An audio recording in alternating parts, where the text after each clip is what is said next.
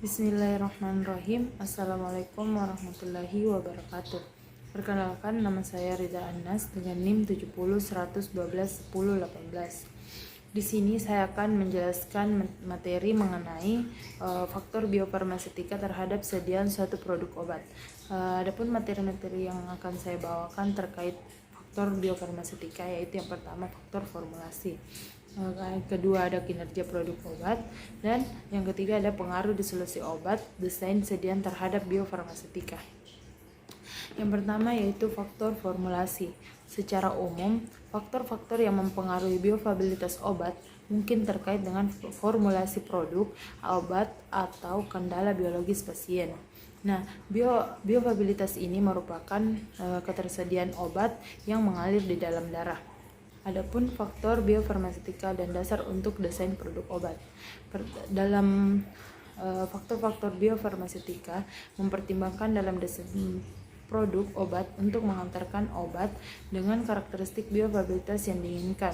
Di antaranya sifat fisikokimia dari molekul obat, bentuk sediaan jadi seperti misalnya tablet, kemudian ada sifatnya dari eksipien dalam produk obat, kemudian ada metode pembuatan serta rute pemberian obat. Biofarmasetika memungkinkan desain produk obat yang rasional dan didasarkan pada sifat fisik dan kimia zat obat. Rute pemberian obat termasuk rute pembuatan obat ini diantaranya termasuk anatomi dan sifat fisiologis dari situs aplikasi. Kemudian ada efek farmakodinamik yang diinginkan langsung. Adapun efek farmakodinamik yang diinginkan yaitu yang berefek secara langsung atau berkepanjangan aktivitas. Kemudian ada sifat toksikologi obat dan keamanan eksipien. Kemudian ada pengaruh eksipien dan bentuk sediaan terhadap kinerja produk obat, dan terakhir ada proses manufaktur. Selanjutnya dalam melakukan perancangan dalam melakukan perancangan suatu obat perlu diperhatikan bahwa dalam perancangan suatu obat ini harus memiliki farmakodinamik langsung tanpa mempengaruhi organ tubuh. Kemudian memungkinkan suatu formulasi obat yang digunakan secara bersamaan dengan media khusus dan serta penyerapan sistemik yang tidak diinginkan. Pertimbangan biofarmasi sering menentukan dosis akhir dan bentuk sediaan suatu produk obat. Misalnya, bentuk sediaan untuk obat yang bekerja secara lokal seperti produk obat topikal, misalnya itu salep. Kemudian sering dinyatakan dalam konsentrasi atau sebagai persentase dari obat aktif dalam formulasi, misalnya salep hidrokortison 0,5%. Adapun jumlah obat yang digunakan tidak ditentukan karena konsentrasi obat di situs aktif berkaitan dengan aksi farmakodinamik. Materi selanjutnya yaitu kinerja produk obat. Kinerja produk obat ini berhubungan dengan eksipien, yang dimana eksipien ini merupakan suatu bahan atau suatu sediaan yang ditambahkan ke formulasi untuk memberikan sifat fungsional tertentu pada bentuk obat atau dosis. Eksipien ini berhubungan dengan kinerja produk obat, yang dimana eksipien dalam produk obat juga dapat mempengaruhi kinetika disolusi obat, baik dengan mengubah media di mana obat tersebut larut atau dengan bereaksi dengan obat itu sendiri.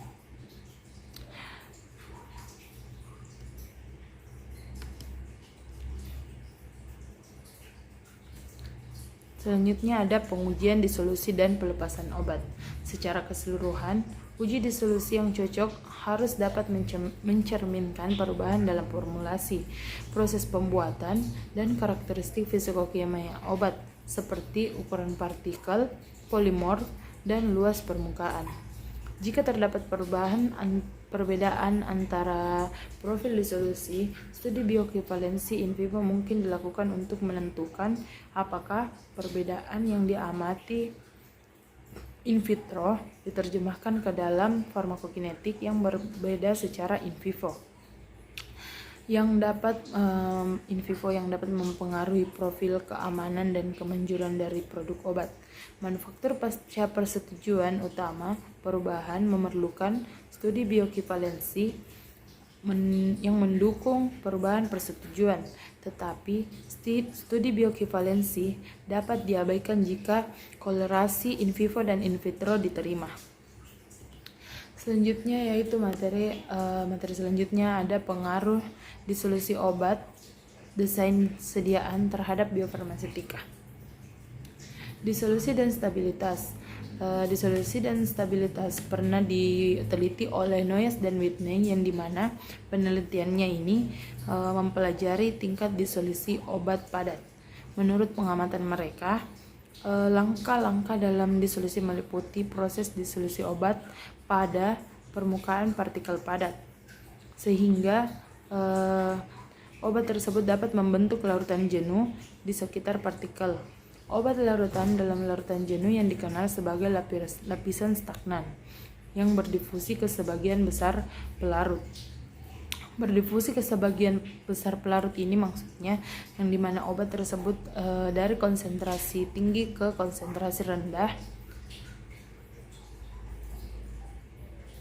Berdifusi ke sebagian besar pelarut ini maksudnya yang dimana obat ini dapat berkonsentrasi, dapat ditransfer.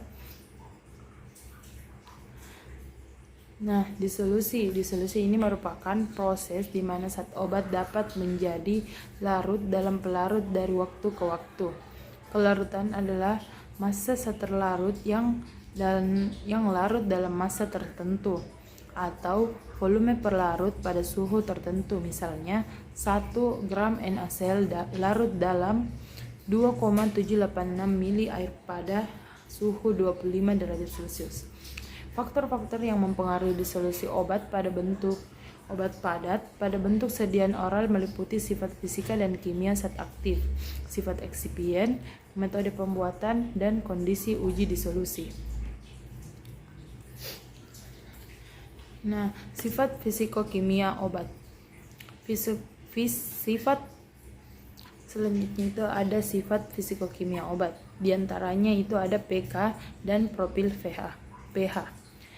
pK dan profil pH dibutuhkan untuk stabilitas dan kelarutan optimal produk akhir. Kemudian ukuran partikel. Ukuran partikel ini mempengaruhi permukaan partikel obat dan laju disolusi produk. Selanjutnya ada polimorfisme. Polimorfisme ini merupakan suatu kemampuan obat untuk ada dalam berbagai bentuk kristal yang dapat mengubah kelarutan obat. Selanjutnya ada higroskopisitas, yang merupakan di mana kondisi suatu obat dapat melakukan penyerapan air yang mempengaruhi struktur fisik serta stabilitas produk. Selanjutnya ada koefisien partisi. Koefisien partisi ini dapat memberikan beberapa indikasi afinitas relatif obat untuk minyak dan air. Selanjutnya ada interaksi eksipien. Interaksi eksipien ini merupakan kompatibilitas eksipien dengan obat, dan kadang-kadang elemen jejaknya dalam eksipien mungkin mempengaruhi stabilitas produk. Selanjutnya yaitu profil stabilitas pH, yang dimana stabilitas suatu larutan sering dipengaruhi oleh pH wadah. Kemudian ada profil pengotor. Kehadiran profil pengotor ini mungkin tergantung pada rute sintetik untuk obat aktif dan pemurnian selanjutnya. Dan yang terakhir itu ada kiralitas. Kiralitas merupakan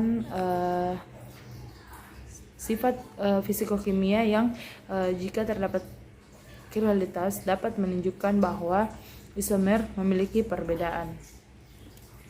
Sekian